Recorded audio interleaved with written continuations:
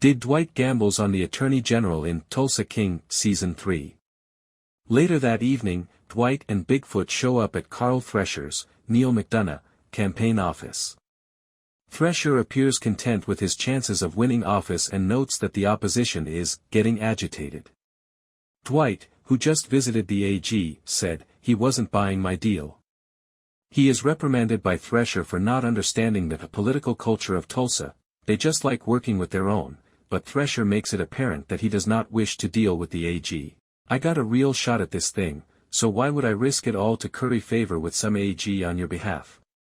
Margaret clarifies that he might benefit from developing ties, if you can move the AG away from the governor, which I think you can. Perhaps even convince him to support you. That kind of action could make you stand out. They agree to meet at Dwight's casino. Tyson and Goody put on 2 badges that Goody had earned as they waited for Spencer to exit the fraternity. When she gets back, she makes a note of the people and things she observed in their home. The fraternity members don't oppose Goody and Tyson when they arrive with their weapons drawn. Everyone is made to kneel, raise their hands, and zip-tie their wrists together.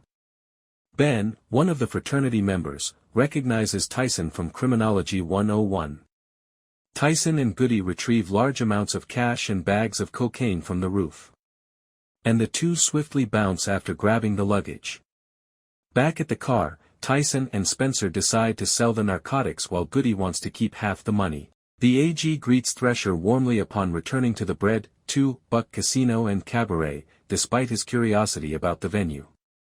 The former states that, "Our campaign is hitting its stride, and I think a lot of that is because I've been rubbing shoulders with real Oklahomans." After seeing Thresher's martini, the AG changes his order to an Arnold Palmer. Security camera footage of Thresher and the AG is shown, with Dwight, Margaret, Bigfoot, Mitch, Garrett Headland, and Grace, McKenna Quigley Harrington, all observing closely. Dwight sends Grace in, and she comes in with free poker chips as Thresher is mingling with the AG. Thresher murmurs to himself, "You son of a bitch," as he surveys his surroundings, sensing a bigger scheme at work. "Why not just spend the house's money, call it a day?" the AG asks, suggesting that they wrap up their business. "Hook, line, and sinker," is what Dwight tells the crew as the AG makes its way to the casino. While Thresher suggests he would want a reliable lieutenant governor, the AG is winning big at the casino. In an attempt to change his luck, Dwight tosses Grace 2 fresh dice, alluding to the curiously fortunate AG, who immediately begins to lose frequently. Higher wagers result in greater losses. He receives a pre-approved line of credit up to $100,000 from Grace, which the AG eagerly. Dwight sets up a meeting between Thresher and Sackrider. Before it's too late, Dwight advises Sackrider to change sides and assist him. Removing the seal from Montague Distilleries will be the first step in obtaining Dwight's approval. Although Sackrider doesn't guarantee anything, it appears that Dwight has irritated him. Dwight phones Margaret after leaving Sackrider's room to ask if she knows anyone in Sackrider's office who has the power to sway the Attorney General. After declaring that she does, Margaret leaves to meet Sackrider's wife, Anna. Margaret quickly discovers that Sackrider and Anna are having marriage problems, purportedly due to his gambling addiction.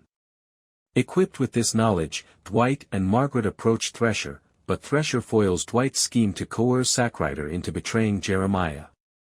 Thresher believes that attempting to gain Sackrider's allegiance will annoy Jeremiah, which will then cause some sort of controversy and harm his already successful election campaign.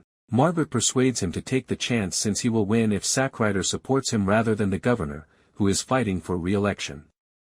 Dwight reiterates his suggestion to at least schedule a meeting at Bread, $2 with Sackrider. And Thresher gives in at last. Dwight, Margaret, Bigfoot, Mitch, and Grace watch from the surveillance room as Thresher and Sackrider take over the gambling booth. Thresher takes a very direct approach to bribing Sackrider after lecturing Dwight about how he doesn't know how to deal with the people of Tulsa, and Sackrider instantly withdraws. In order to make Sackrider enjoy his time at Bread, $2, Dwight virtually butters him up by sending Grace to deliver some casino chips. Sackrider becomes so pleased that he stops talking about the gubernatorial endorsement and goes to the tables to restart their objective. Mitch and Cleo had to render the policeman incapacitated. After selling Johnny Wednesday the whiskey as part of their assignment, they stopped at a nearby diner to think if it was worthwhile to put their lives at danger for Montague Distilleries. Meanwhile, Dwight, Tyson, and Bigfoot went to a restaurant named Bubbles to speak with Ray about his persistent demands for a cut of Montague Distilleries' earnings. Dwight came down to brass tacks after some back and forth, accusing Ray of abducting Bill to make him submit to him. Ray had nothing to do with Bill's abduction because Ray became upset since Musso was the one who had jailed Bill for nearly discovering that Dwight was employed by the feds.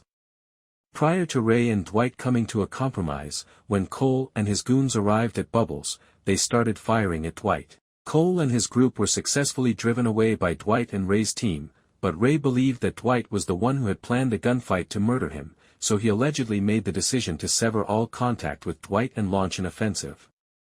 But did he?